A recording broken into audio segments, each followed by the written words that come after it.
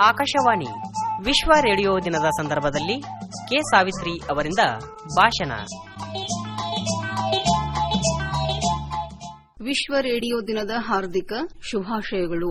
ವಿಶ್ವ ರೇಡಿಯೋ ದಿನದ ಈ ಸಾಲಿನ ಘೋಷವಾಕ್ಯ radio and climate change a powerful tool for climate action ಅಂತ ಹೇಳಿ. ಯಾಕೆ ಈ ಘೋಷವಾಕ್ಯ ಅಂತಂದ್ರೆ ರೇಡಿಯೋ ವಾತಾವರಣದ ಬದಲಾವಣೆ ಬಗ್ಗೆ ಜನರಿಗೆ ಅರಿವು ಮೂಡಿಸುವಲ್ಲಿ ಸಹಾಯ ಮಾಡುತ್ತದೆ, ಪರಿಸರದ ಬಗ್ಗೆ ಕಾಳಜಿ ವಹಿಸಿ ಹಸಿರನ್ನು ಉಳಿಸೋಕೆ ಸಹಾಯ ಮಾಡುತ್ತದೆ, ಹಸಿರೇ ಉಸಿರು ಅನ್ನುವಂಥ ಜಾಗೃತಿ ಮೂಡಿಸುವಲ್ಲಿ ರೇಡಿಯೋ ಮಾಧ್ಯಮ ಒಂದು ಸಶಕ್ತ ಬುನಾದಿ ಒದಗಿಸುತ್ತದೆ. ನಂಬಲ್ ಅರ್ಹವಾದಂತಹ ಮತ್ತು ಖಚಿತವಾದಂತಹ ಮಾಹಿತಿಯನ್ನ ಒದಗಿಸುವಂಥ ಅತ್ಯುತ್ತಮ ಸಾಧನ ಇದಾಗಿದೆ. ಆದ್ರಿಂದ ಈ ಒಂದು ಘೋಷವಾಕ್ಯವನ್ನ ಈ ವರ್ಷ ಆಯ್ಕೆ ಮಾಡಿಕೊಂಡಿರೋದು. ಹೆಂಗ ಆಚರಣೆ ಮಾಡ್ತಾರೆ ಈ ವಿಶ್ವ ರೇಡಿಯೋ ದಿನವನ್ನ ಅಂತಂದ್ರೆ, ಜಗತ್ತಿನ ಅಥವಾ ದೇಶದ ಉದ್ದಗಲಕ್ಕೂ ಇರುವಂತ ಆಕಾಶವಾಣಿ ಕೇಂದ್ರಗಳ ಜೊತೆಗೆ ತನ್ನ ಯೋಚನೆ ಕಾರ್ಯಕ್ರಮಗಳನ್ನ ವಿನಿಮಯ ಮಾಡಿಕೊಳ್ತಾ ಪರಸ್ಪರ ವಿಚಾರ ಮಂಥನಕ್ಕೋಸ್ಕರ ಆಹ್ವಾನ ಮಾಡ್ತಾರೆ. ಕ್ಯಾಲಿಬರ್ ವ್ಯಕ್ತಿಗಳನ್ನ ಆಕಾಶವಾಣಿ ಕರೆಸಿ ಚಿಂತನ ಮಂಥನ ಮಾಡಲಾಗುತ್ತದೆ. ಬದಲಾವಣೆ ಕಾಲಕ್ಕೆ ತಕ್ಕಂತೆ ಶ್ರೋತೃಗಳ ಅಭಿರುಚಿಗೆ ತಕ್ಕಂತೆ ಕಾರ್ಯಕ್ರಮಗಳನ್ನು ಆಯೋಜಿಸಿ ಪ್ರಸಾರ ಮಾಡೋಕೆ ಇದರಿಂದ ಸಹಾಯ ಆಗ್ತದೆ. ಈ ಆಕಾಶವಾಣಿಯ ಮೇಲಿನ ಅಭಿಮಾನದಿಂದ ನನ್ನ ಹೃದಯದೊಳಗೆ ಒಂದು ಕಾವ್ಯದ ರಸಹೊನಲು ಹರಿದದ್ದು ಹೀಗೆ. ಮೊದಲಿಗೆ ಅದನ್ನೇ ಹೇಳ್ಕೋಬೇಕು ಅನ್ನಿಸ್ತದೆ. ಯಾಕಂದ್ರೆ ನನಗೆ ಆಕಾಶವಾಣಿ ಒಂದು ನೆಚ್ಚಿನ ಸಂಗಾತಿ ಅಂತಲೇ ಹೇಳ್ಬಹುದು.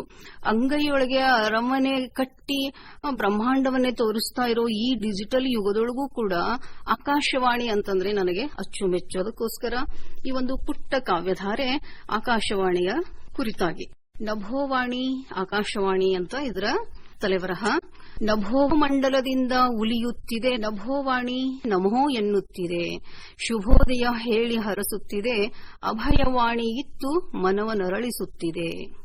ವಂದನ ಚಿಂತನ ಬೆಳಗಿನ ಸಿಂಚನ, ನಂದನ ದರ್ಪಣ ಬಾಂಧನಿಯ ರಸಾಯನ, ವಿಜ್ಞಾನ ವಿಸ್ಮಯ ಶಿಕ್ಷಣ ಪ್ರಸಾರ ಸ್ಫುರಣ, ಸುಜ್ಞಾನ ಸುರಗೀತ ಸಂಗೀತ ರಸದೌತಣ, ಲಲಿತ ಕಲೆಗಳ ಕಲೆಯೂರು ಸುಲಲಿತ ಭಾಷೆಯ ಸಿರಿತೇರು, ಚಲುವ ಕನ್ನಡ ಕಲಿಸುವ ಗುರು ಒಲವ ಮಲ್ಲಿಗೆ ಪೋಣಿಸಿದ ಹೊನ್ನಾರು, ನಾಡಿನ ಅಭಿಮಾನದ ಗಣಿ ನಭೋವಾಣಿ, ಕಾಡಿನ ಜನರಿಗೂ ಹಿತ ಆಕಾಶವಾಣಿ, ಬೇಡಿಕೆಗಳ ಈಡೇರಿಸುವ ಕಾಮಧೇನು ರಮಣಿ, ಸುಡುವ ಬಿಸಿಲಲ್ಲೂ ತಂಪೆರೆಯುವ ತರುಣಿ, ನವರಸಗಳ ಭಾವ ಸಂಗಮ ವಿಹಂಗಮ, ಜೀವನದ ಆರೋಗ್ಯ ಪಾಠ ಅತ್ಯುತ್ತಮ, ಪಾವನಗೊಳಿಸುವ ಭಕ್ತಿ ಗಾನ ರಸ ಸಂಗಮ, ಜೀವ ಮುದಗೊಳಿಸುವ ಗಗನ ಕುಸುಮ, ಆಟೋಟ ನಾಟಕ ಯಕ್ಷಗಾನ ರಂಗಾಯಣ, ತಟವಟವಿಲ್ಲದ ಪಾರದರ್ಶಕ ಯಂಗಾಯಣ, ಪಟಪಟ ಹಾಡುವ ಚಿಣ್ಣರ ಗಾಯನ ಪ್ರೇರಣ,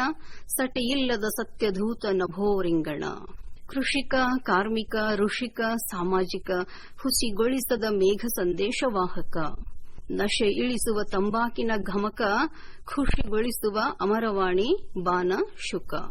ನಭೋವಾಣಿಯಿದು ಇಂಪಿನ ಅರಗಿಣಿ, ಸೊಬಗಿನ ಸಿರಿ ಮನೆ ಮನೆಯ ಕಣ್ಮಣಿ, ನಭೋವಾಣಿಯಿದು ಇಂಪಿನ ಅರಗಿಣಿ, ಸೊಬಗಿನ ಸಿರಿ ಮನೆ ಮನೆ ಕಣ್ಮಣಿ, ಬಗೆ ಬಗೆ ಜ್ಞಾನದ ಸಂಗಮ ಸುರವೇಣಿ, ಜಗದೆಲ್ಲರ ನೆಚ್ಚಿನ ಆಕಾಶವಾಣಿ, ಜಗದೆಲ್ಲರ ನೆಚ್ಚಿನ ಆಕಾಶವಾಣಿ. ಹೀಗೆ ನನ್ನ ಹೃದಯದೊಳಗೆ ಆಕಾಶವಾಣಿ ಅಭಿಮಾನ ಉಕ್ಕಿ ಹರಿದದ್ದು. ಇಂಥ ಆಕಾಶವಾಣಿ ಬಹುಜನ ಹಿತಾಯ ಬಹುಜನ ಸುಖಾಯ ಅನ್ನುವಂಥ ಮಹದುದ್ದೇಶ ಮತ್ತೆ ಗುರಿಯೊಂದಿಗೆ ವಿಶ್ವದ ಉದ್ದಗಲಕ್ಕೂ ತನ್ನ ಛಾಪನ್ನ ಮೂಡಿಸಿದಂಥ ಒಂದು ಏಕೈಕ ಶ್ರವಣ ಮಾಧ್ಯಮ ಅಂದ್ರೆ ಅದು ಆಕಾಶವಾಣಿ. ಆಕಾಶವಾಣಿ ಪದಾನೇ ಆಕರ್ಷಕ, ಕೇಳೋಕೆ ಹಿತವಾಗಿದೆ.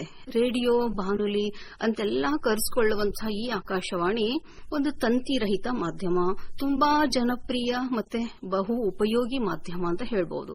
ವಿಜ್ಞಾನ ತಂತ್ರಜ್ಞಾನ ಅದೆಷ್ಟೇ ಉನ್ನತ ಹಂತ ತಲುಪಿ ಡಿಜಿಟಲ್ ಯುಗವಾಗಿ ಜಗತ್ತು ಮಾರ್ಪಟ್ಟಿದ್ರೂ ಕೂಡ ಈ ಪುಟ್ಟ ಆಕರ್ಷಕ ಮಾಧ್ಯಮ ಮಾತ್ರ ತನ್ನ ಸ್ಥಾನಮಾನ ಮಾಧುರ್ಯ ಗಾಂಭೀರ್ಯವನ್ನ ಇನ್ನೂ ಉಳಿಸಿಕೊಂಡು ಮುನ್ನಡೀತಾ ಇರೋದೊಂದು ಶ್ಲಾಘನೀಯ ಸಂಗತಿ ಅಂತ ಹೇಳ್ಬೋದು. ಬೆಳೆಯುತ್ತಿರುವ ತಾಂತ್ರಿಕತೆಗೆ ಅನುಗುಣವಾಗಿಯೇ ತನ್ನ ಮಿತಿ ಅರಿತು ಸಾಮರ್ಥ್ಯವನ್ನ ಮೈಗೂಡಿಸಿಕೊಂಡು ಹಳೆಯ ಶ್ರೋತೃಗಳೊಂದಿಗೆ ಹೊಸ ಪೀಳಿಗೆಯ ಶ್ರೋತೃಗಳನ್ನೂ ತನ್ನ ಸಮ್ಮೋಹಕ ಮೋಡಿಗೆ ವಶಪಡಿಸಿಕೊಂಡಿರೋದೊಂದು ಹೆಮ್ಮೆ ಪಡುವ ವಿಚಾರ ಅಂತಾನೆ ಹೇಳ್ಬಹುದು.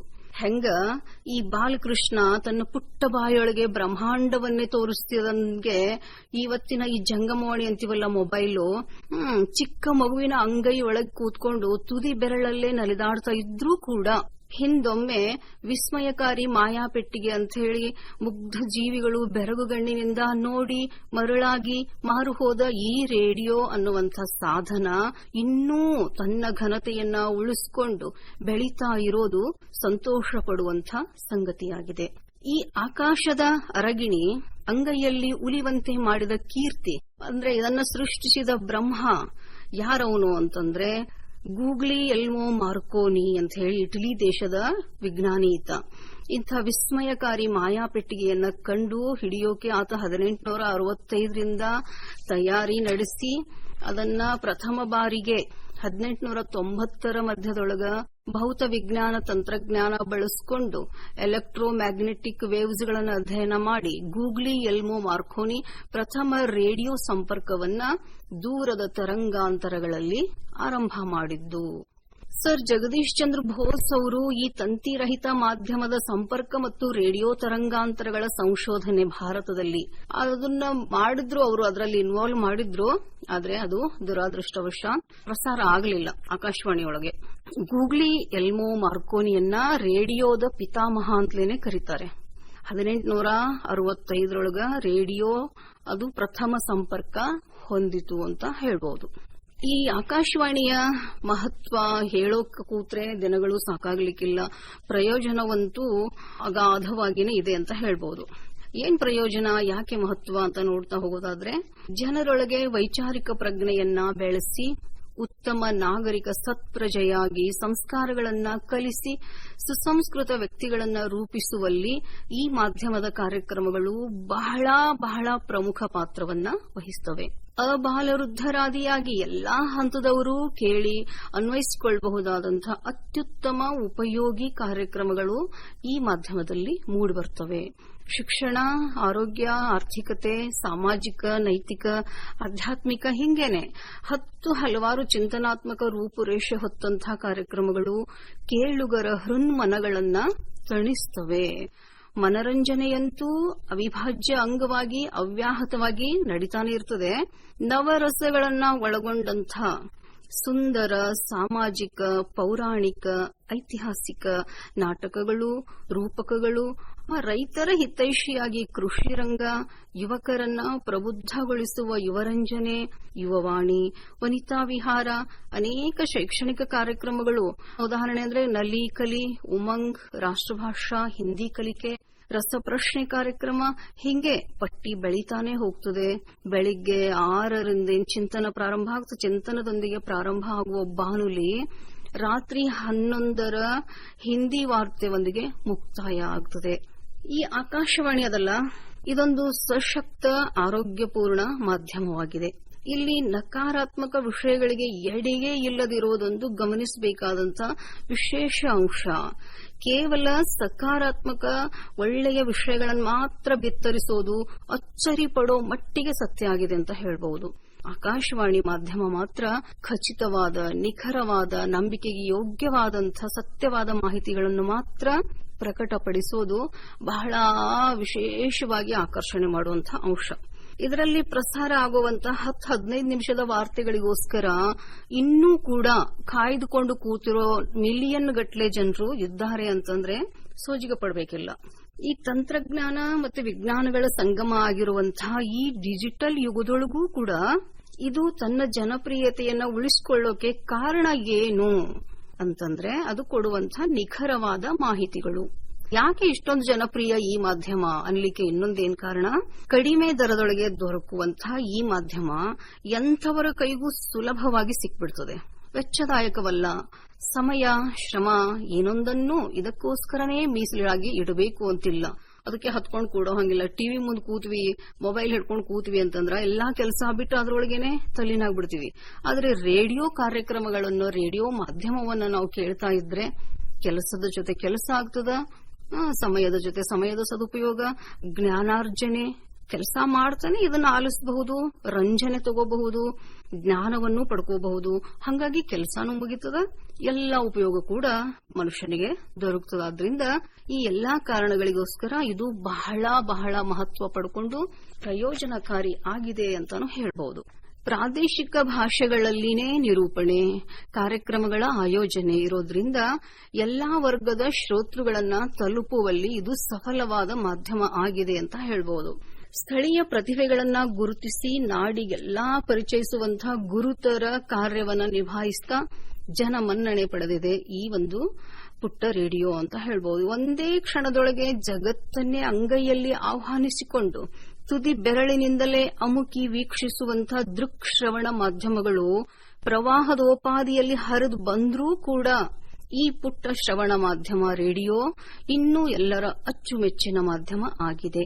ಸಾಕ್ಷರರು ನಿರಕ್ಷರರು ಅಂತ ಭೇದ ಮಾಡದೇನೆ ಎಲ್ಲರಿಗೂ ಹಿತವಾಗುವ ಉಪಯೋಗವಾಗುವ ಕಾರ್ಯಕ್ರಮಗಳನ್ನು ರೂಪಿಸಿ ಪ್ರಸಾರ ಮಾಡುವಲ್ಲಿ ಅಲ್ಲಿನ ಸಿಬ್ಬಂದಿಯವರ ನಿಷ್ಠೆ, ಶ್ರಮ, ಶ್ರದ್ಧೆ, ಪ್ರಾಮಾಣಿಕ ಪ್ರಯತ್ನನೇ ಕಾರಣ ಅಂತ ಹೇಳ್ಬೋದು. ಶ್ಲಾಘನೀಯ ಅವರ ಕಾರ್ಯ ನಿಜಕ್ಕೂ. ಅಲ್ಲಿನ ಅಧಿಕಾರಿಗಳ ದಕ್ಷತೆ, ತಾಂತ್ರಿಕ ವರ್ಗದವರ ಚಾಣಾಕ್ಷತೆ, ನಿರೂಪಕರ ವಿಶಿಷ್ಟ ಶೈಲಿ ಇವೆಲ್ಲವೂ ಈ ತಂತಿರಹಿತ ಮಾಧ್ಯಮದ ಕೀರ್ತಿಯನ್ನ ಉತ್ತುಂಗಕ್ಕೇರಿಸಿವೆ ಅಂದ್ರೆ ಅತಿಶಯೋಕ್ತಿಯಾಗದು.